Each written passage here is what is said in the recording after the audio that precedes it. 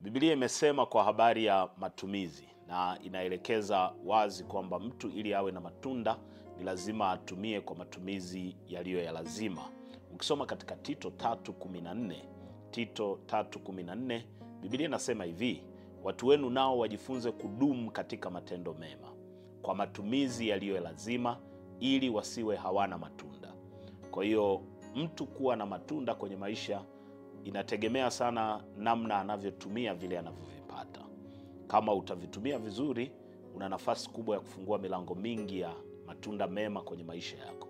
Lakini kama ukitumia kwa matumizi yasiyo ya lazima, utajikuta unaingia katika hali ya kuishi maisha mabaya. Biblia imesema wadumu katika matendo mema, kitakachowasaidia kudumu katika matendo mema, wakae katika matumizi yaliyo ya lazima, watumie kwa matumizi yaliyo ya lazima.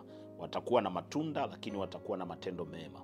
Kama unatumia hovyo au kiolela, kwa vyovyote utakuwa na tabia zifuatazo: aidha ukope, udanganye watu usiwalipe, tayari umeondoka katika matendo mema, au udanganye kwa maana ya kuiba kwenye ofisi unayofanyia kazi.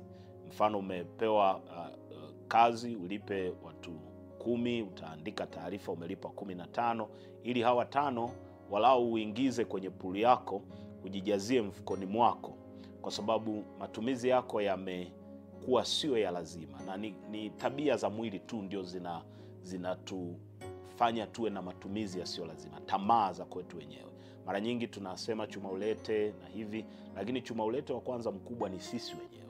Sisi ndio tunaharibu mapato tunayoyapata kwa sababu ya tamaa tulizonazo.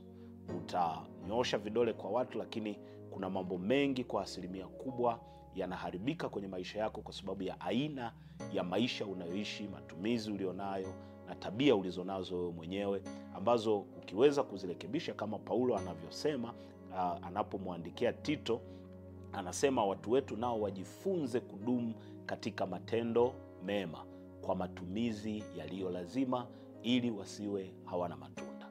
Na wewe Mungu akusaidie.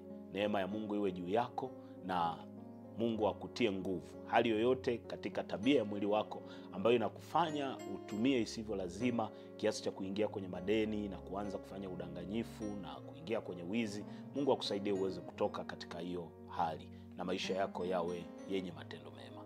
Na tuombe. Bwana Yesu, ninakutukuza, ninakuadhimisha.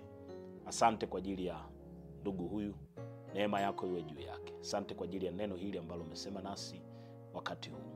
Ninakusihi Bwana mwema na mwenye fadhili, kaachilie neema yako ndani yake, ukamsaidie kuwa na moyo wa kiasi, atumie kwa matumizi yaliyo ya lazima.